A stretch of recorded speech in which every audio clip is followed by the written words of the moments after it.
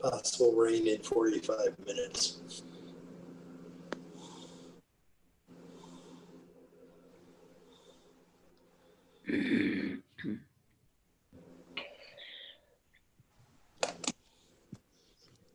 Possible rain in 45 minutes. FYI, in case you wanted more masks, I'm not sure if this sale applies to them, but maybe worth checking out the written paragraph if it requires a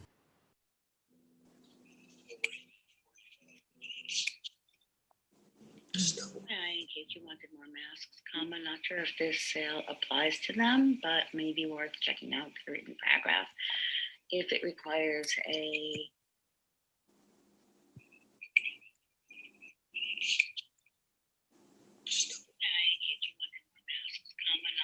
All right, is it? Applies to them, but maybe worth checking out the written paragraph if it requires a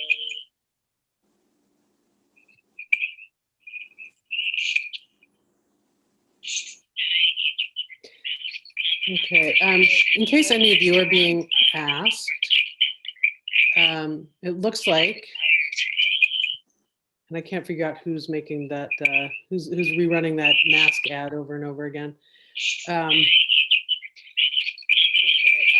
case any of you are being asked, oh, there's a big delay too. I don't know what that's about. It looks like we can't do YouTube and Facebook. So if anybody is wondering how to find us, direct them to YouTube and not Facebook. I'm gonna go put a message on our Facebook page. It looks like if anyone has a device running in the background, oh, thank goodness, no, it hasn't completely stopped.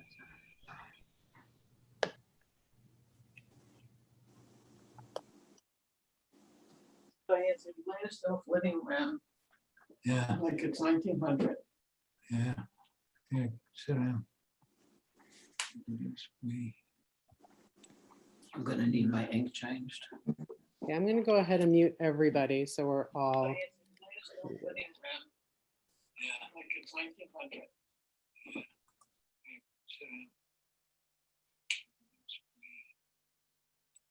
I'm gonna need my ink changed. Yeah, I'm gonna go ahead and mute everybody so we're all.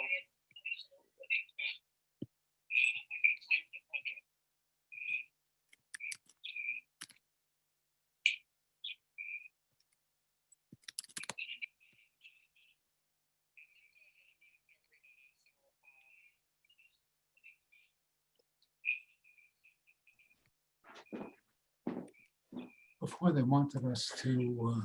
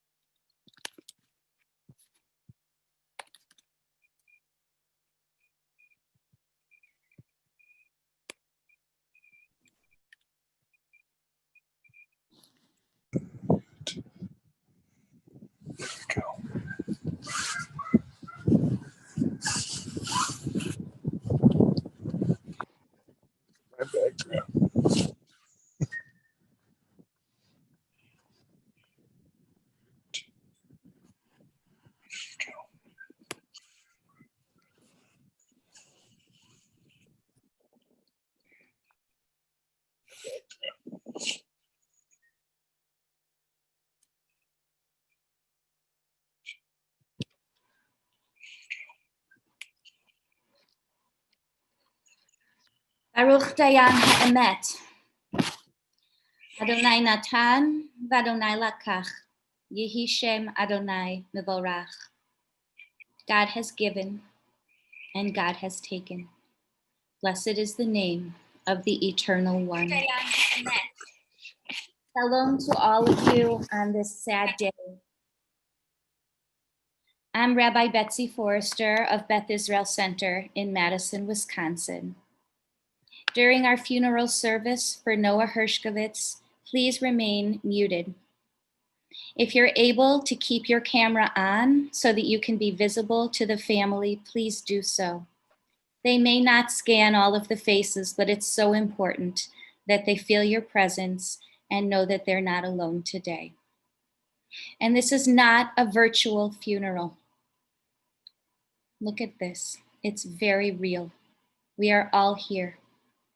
And we know that we must work extra hard to show our presence and our support. Love will be felt and it will be seen in your faces.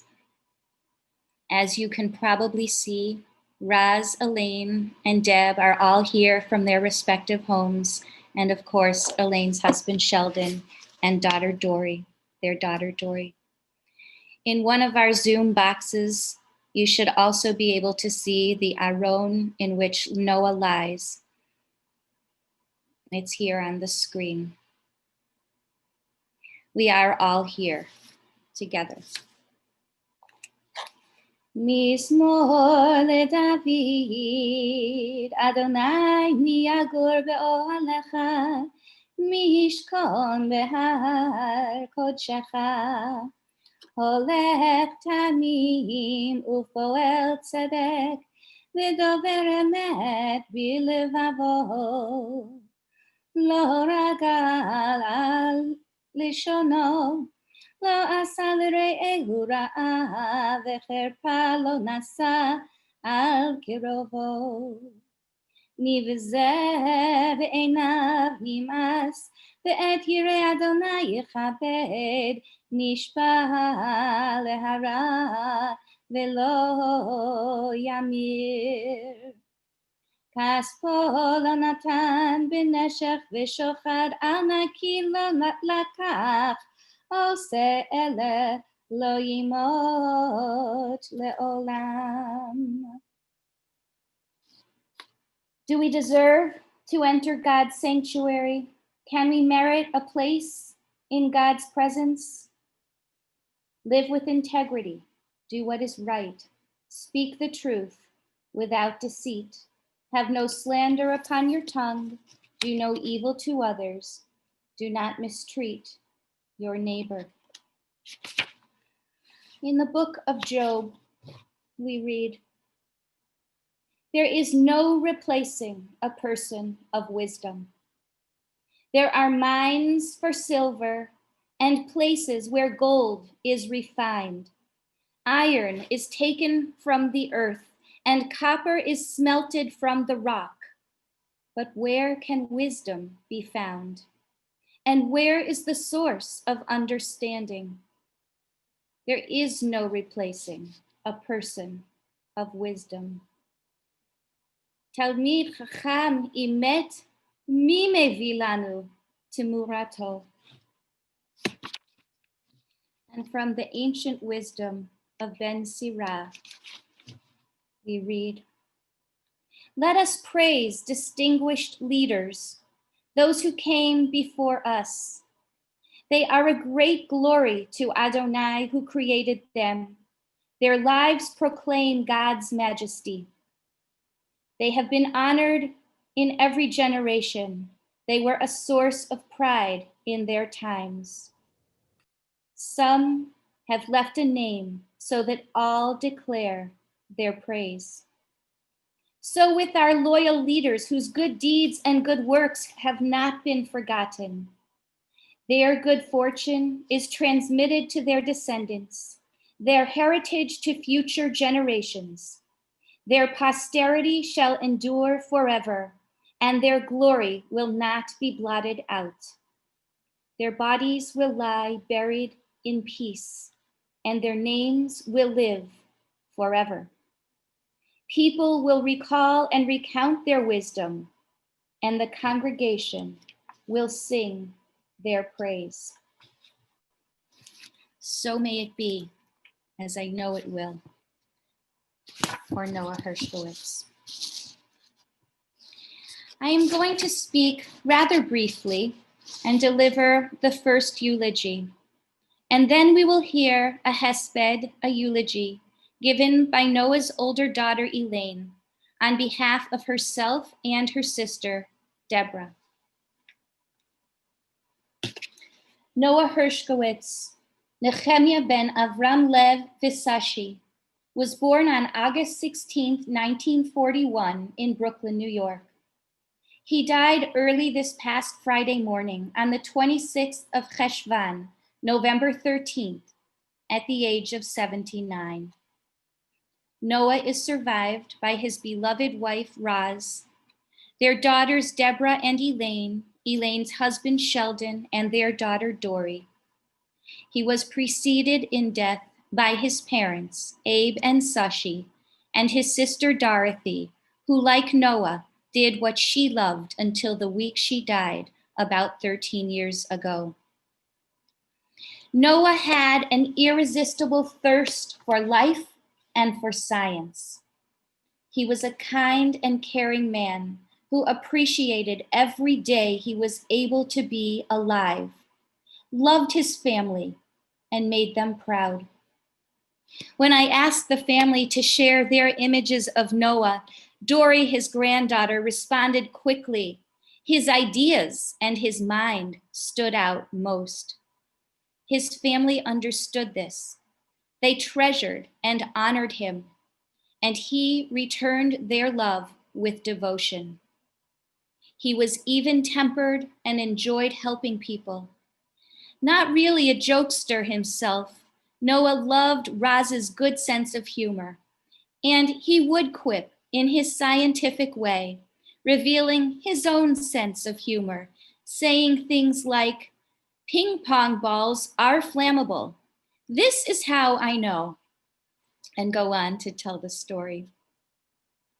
As anyone attending this service surely knows, Noah was a world-class scholar of experimental plasma physics. At the UW, where he was the Irving Longmuir Professor of Engineering Physics, Noah served as director of the Center for Plasma-Aided Manufacturing and of the Fedris Laboratory for Plasma Science, investigating plasma applications and basic science issues associated with colder plasmas. He was jointly awarded the 2004 James Clerk Maxwell Prize for Plasma Physics with Valerie Godiak for their research on low-temperature plasmas. He also worked on magnetic confinement fusion. Noah's most recent research interests lay in plasma-aided manufacturing, basic plasma physics, plasma diagnostics, and RF effects in processing and in fusion plasmas. I don't know what all of those words mean, but I know that many of you here with us today from around the world do, and your work with Noah changed your lives and careers. Noah's mind remained active to the end, as did his role in advising the next generations of scholars in his field. I can see some of you nodding now. Out of respect for the mark he left on the field he loved and the students he taught with joy and dedication, I have named at least those aspects of his work that I could pronounce. Noah helped many people. He helped friends with construction type projects when he could. He helped scientists all over the world. Some of those scholars turned to Noah in times of distress and found in him a great friend. He gave advice to others who were diagnosed with MS. Not many people can be all those things to so many people. As Roz put it, Noah was basically a happy and contented person. He enjoyed life. And he took his illness in stride. When Noah received his diagnosis of MS, he gathered his students and faculty together to share the news. He told them that he might occasionally fall, and at some point, he might need a wheelchair. He said, "My office is always open. You can come and talk about it with me. You can offer to help me, and I'll accept your help if I need it." And he did. People brought him articles and tips, and he valued them. As his illness progressed and he went from a cane eventually to an electric wheelchair, he never complained. The family shared a lovely memory of Noah playing tennis and ping pong with them on an electronic platform represented by an avatar on a screen. Playing that way, his whole body. Which was gantry. The requirement was this. Please mute yourself. It brought everyone joy for him to reclaim a bit of his former freedom when he was able to do that. I met Noah at his home, where he hosted a weekly Talmud study group.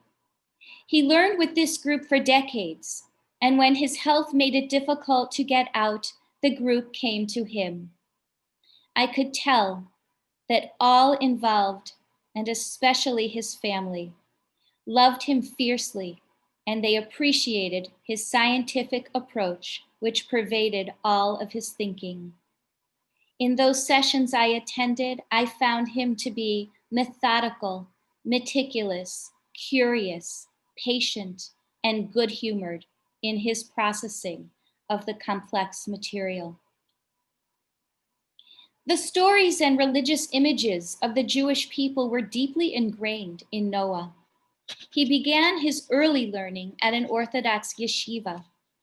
After bar mitzvah, his family engaged less, but once he and Raz had their own family and the girls were old enough to be interested, the family joined the synagogue in Iowa City, where Noah jumped in as an active member, building their sukkah, leading a Gregor, that's a noisemaker, making project for the holiday of Purim, and organizing Tay-Sachs testing. When the family came to Madison, they became valued members of Beth Israel Center. Noah used his own experience to provide valuable insight so that our building committee could address the access needs of people with disabilities in various ways. The family has an amusing memory of Noah zooming up, by which I mean going very fast, to the bima for an aliyah, being called to the Torah, in his new electric wheelchair, surprising them and probably himself by how fast he could get there.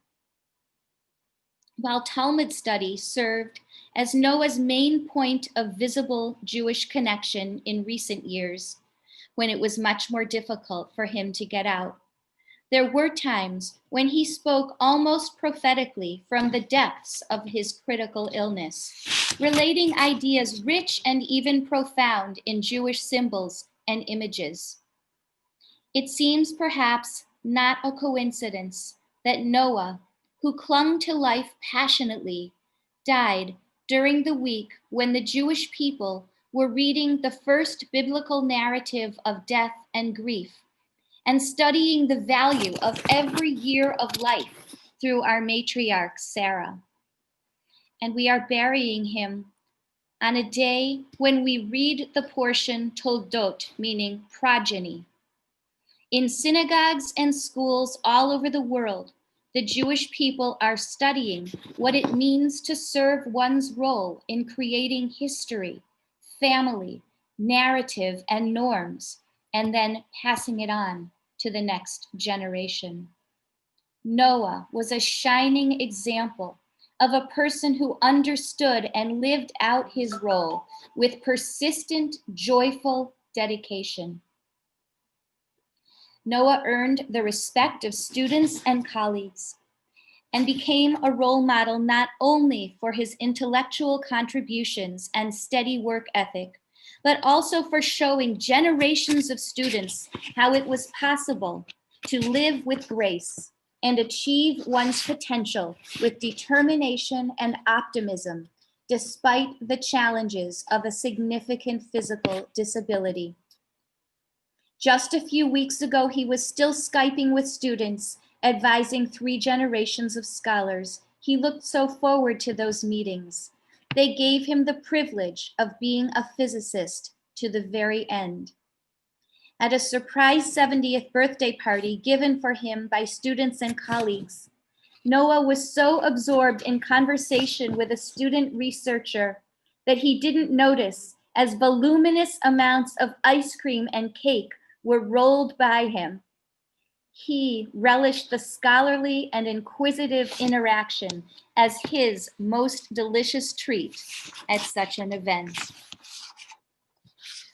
The precariousness of Noah's life hung over us, but he fought so long and hard that his death feels shocking. The current pandemic casts a terrible shadow over the circumstances of Noah's death and burial and our mourning him.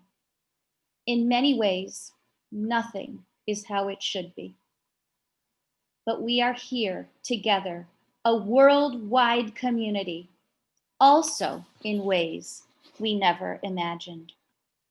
This too seems in keeping with Noah's approach to life. Every morning, as part of our prayers, we read a psalm of thanksgiving after overcoming disease and illness. The verses move back and forth between fear and joy.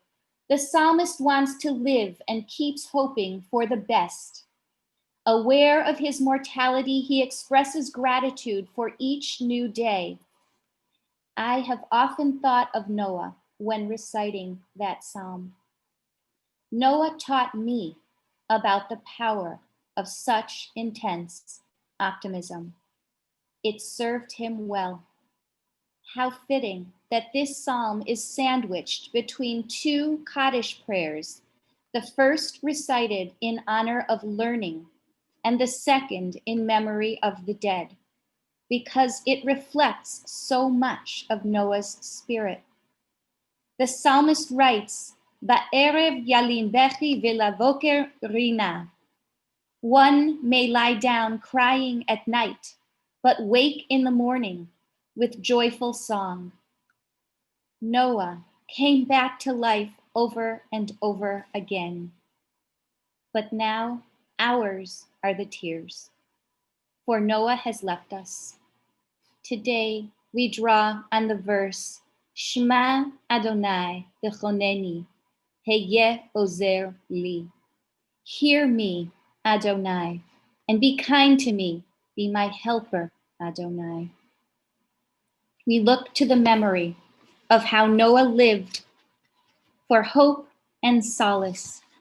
And we turn to all of the faces here on the screen and so many more who have written and will continue to write, supporting Raz, Deborah, Elaine, Sheldon, and Dory, and all who admired Noah.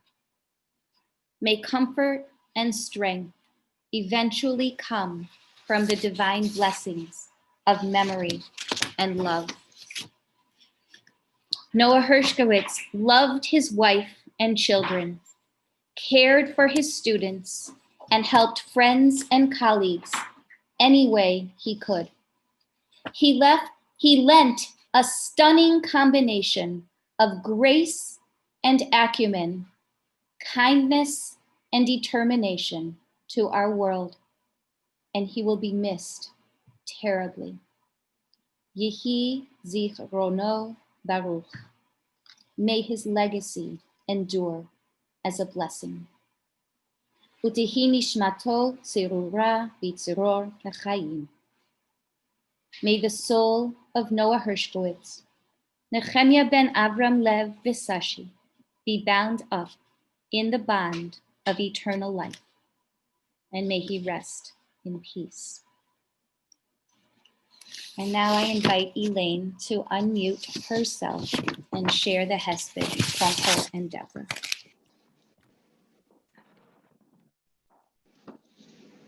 Can you hear me okay? Okay. Good morning. If we haven't met, my name is Elaine Katz, and I'm Noah's older daughter. Well, this is not the way I imagined this would happen at all.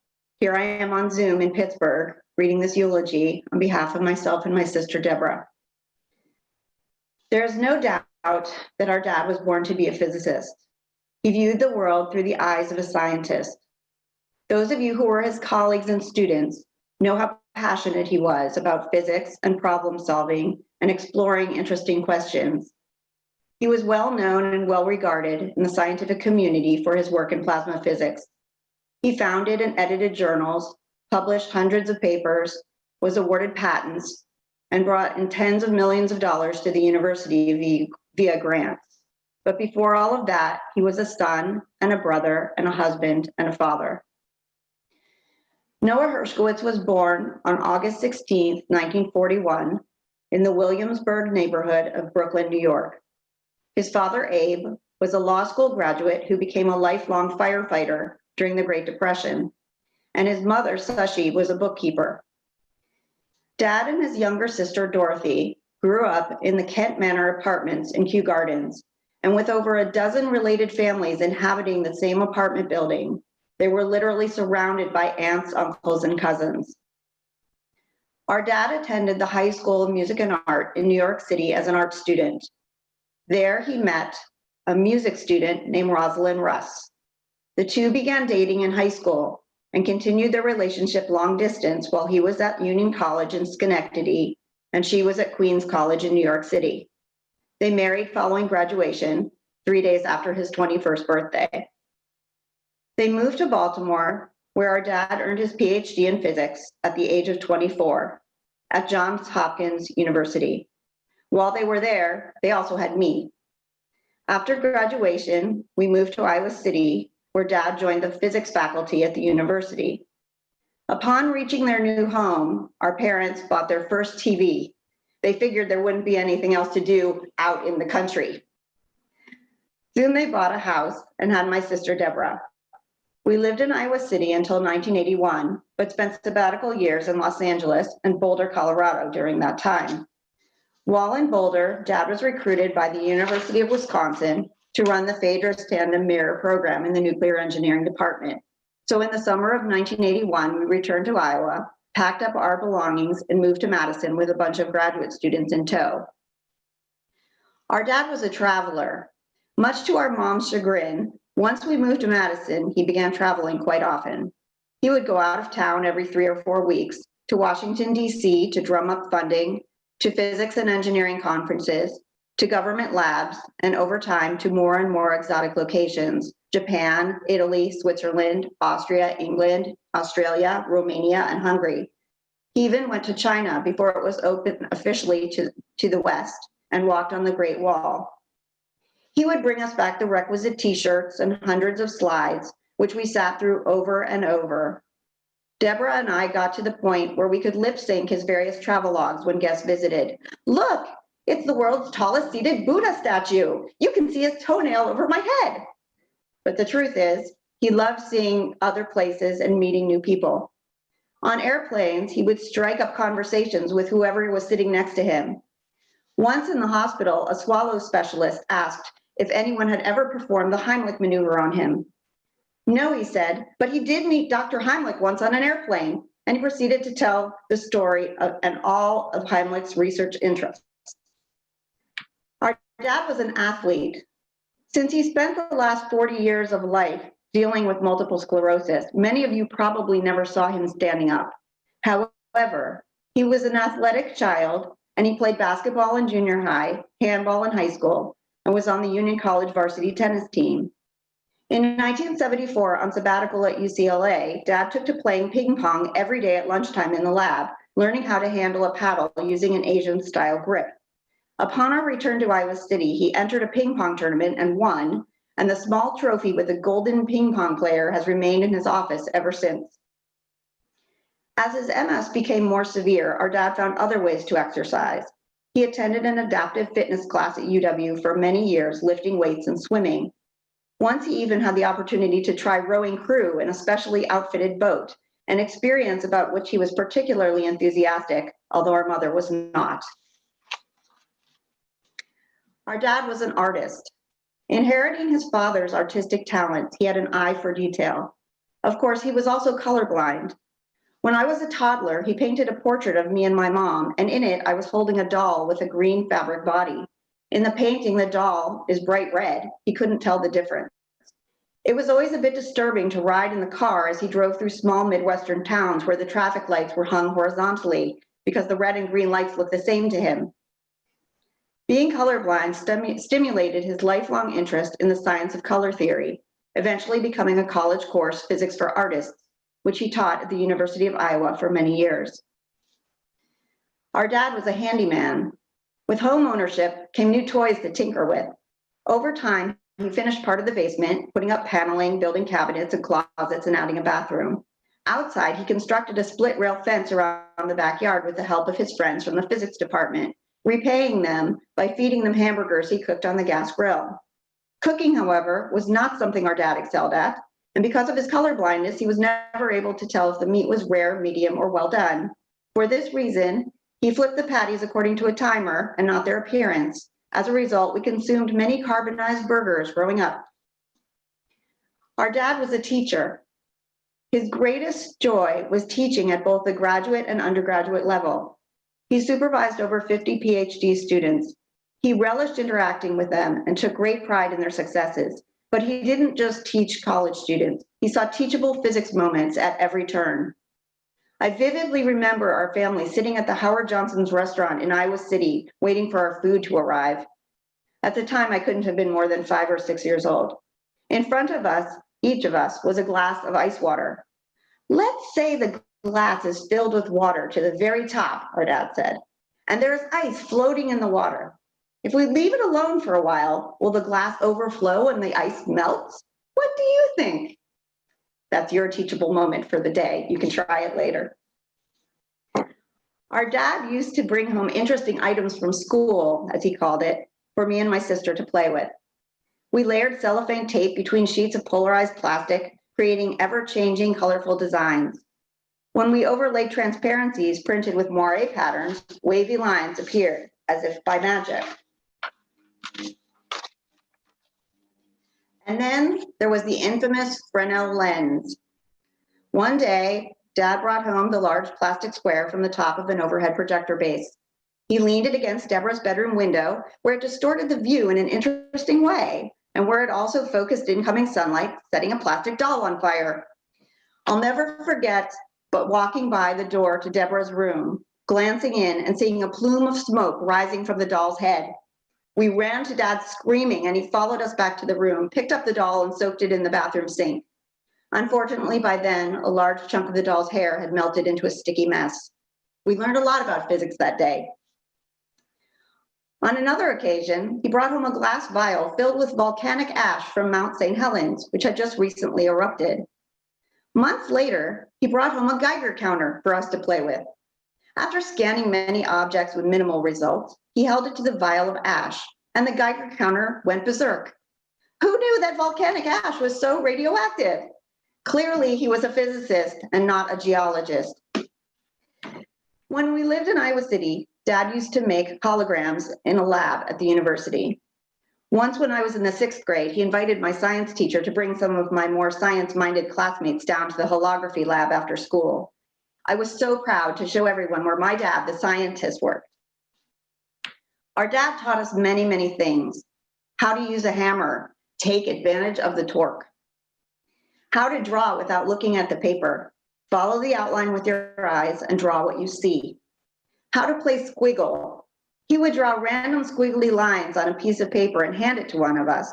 We would view the page from all directions, then add more lines to connect with his and form a drawing of something somewhat recognizable.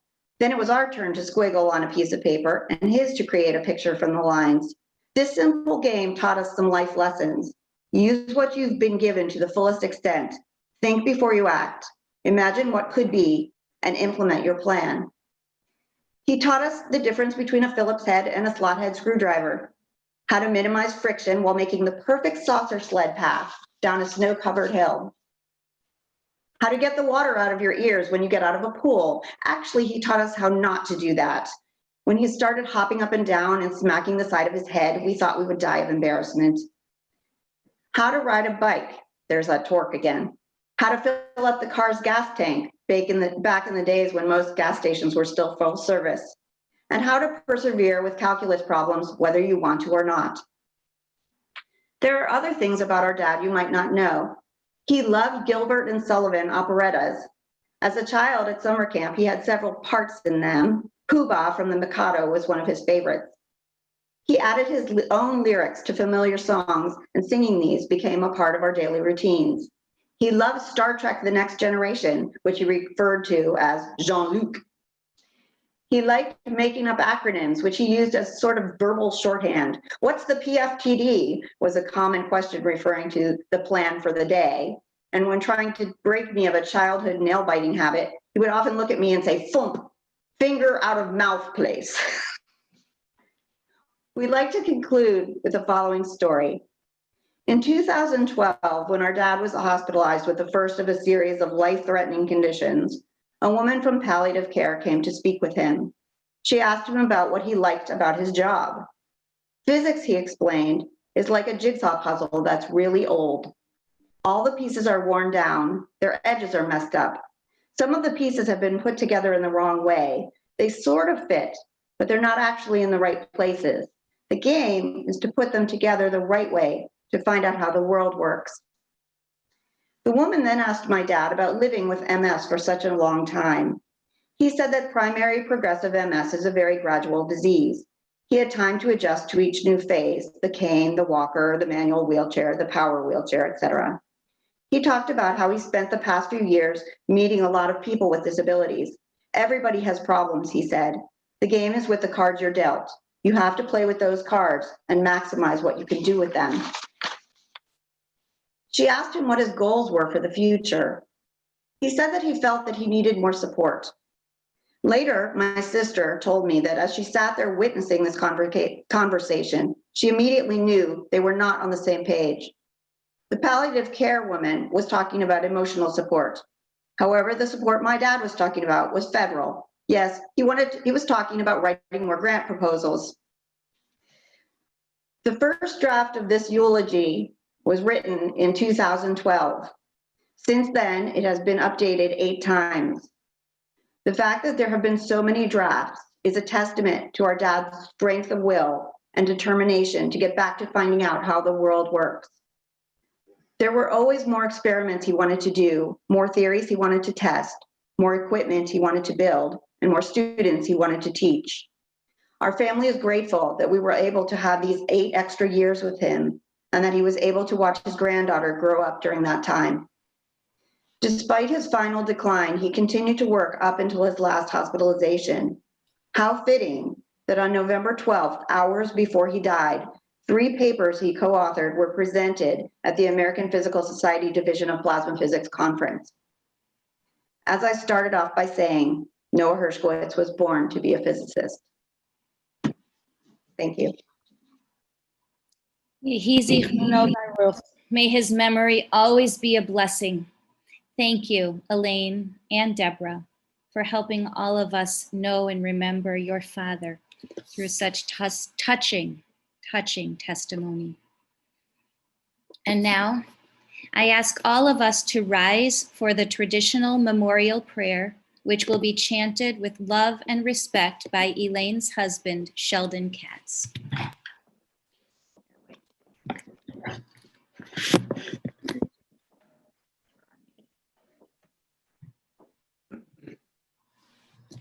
El Malei Rachamim, Shochen V'Amromim, Ametzei Menucha Nechona, Tachat Kanfei Ashchina, Malot Kedoshim, Utzorim Kezohar, Aki Amazirim, Et nishmat Nehemia ben Avram Levis Ashi Shelach Leolamo Ba'avor She'anadev Litzdaka Be'ad Azkarat Nishmato אכן בעל הרחמים, יסתירהו בסתר כנפיו לעולמים.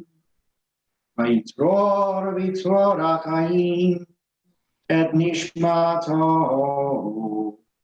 אדוני הוא נחלתו, וינוח בשלום על משכבו, ונאמר אמן. Amen. El Malek Rachamim, exalted, compassionate God, grant infinite rest in your sheltering presence among the holy and the pure to the soul of Noah Hershkowitz, Nehemiah ben Avram Lev Visashi, who has gone to his eternal home. Merciful God, we ask that he find perfect peace in your eternal embrace. May his soul be bound up in the bond of life, and may he rest in peace. And let us all say, Amen. Please be seated.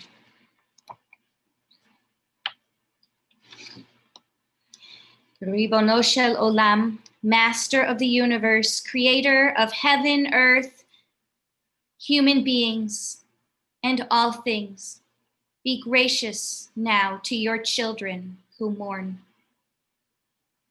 Bless them with your compassion, empower them with your love, touch them with the fullness of your heart, that they may be granted inner peace. I will now recite the 23rd Psalm, partly in translation and partly in the Hebrew.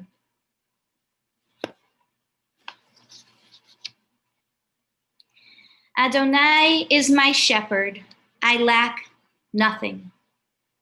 God lays me down in green pastures and leads me to still waters. God renews my life, guides me in the right paths, for that is God's way. Though I walk through the valley of the shadow of death, I fear no harm, for you are with me. Your rod and your staff, they comfort me. You spread a table before me in full view of my foes. You anoint my head with oil. My cup overflows. Only goodness and steadfast love shall pursue me all the days of my life, and I shall dwell in the house of Adonai forever. Gam ki elech begetz alemavet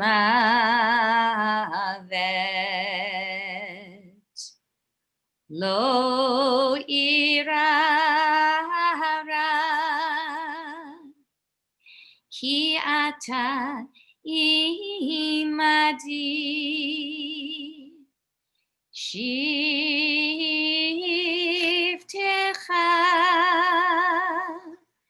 umishantecha Shivtecha umishantecha Hema yenachamuni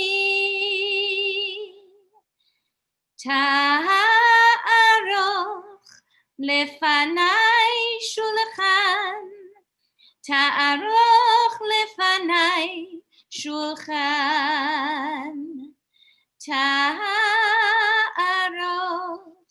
lefanai shulchan, neged tzorerai, Dishanta Vashemen Roshi, Dishanta Vashemen Roshi, Dishanta Vashemen Roshi, Kosi Revaya. Ach, tov. v'chesed yirdefuni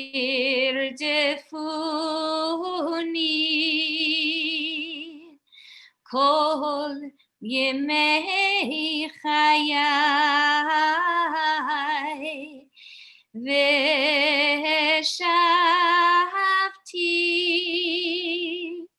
Vishavti bevet Adonai.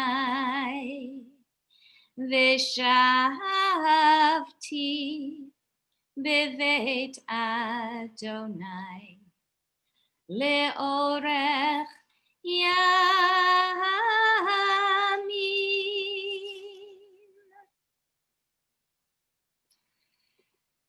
Friends, our Zoom funeral is filled. We are 100 screens strong, more than 100 people here together, and more viewing from our live stream. That stream can be found on our Facebook page, and could be found during the funeral on our, maybe Alyssa can help since she's shaking The her. stream is only on our YouTube page. Turns out we can't do both things at once. Okay, it is on our YouTube page. The funeral has also been recorded.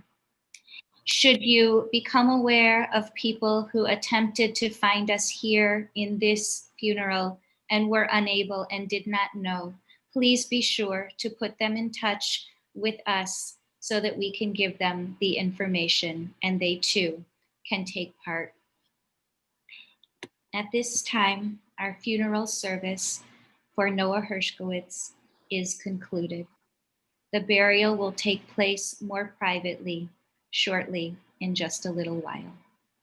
Thank you all so very much for being present.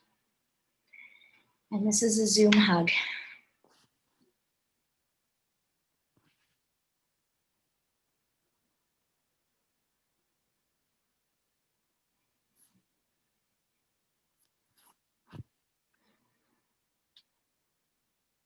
We will now close the meeting. It is our custom not to offer condolences quite yet, not until after the burial. So we will leave at this time.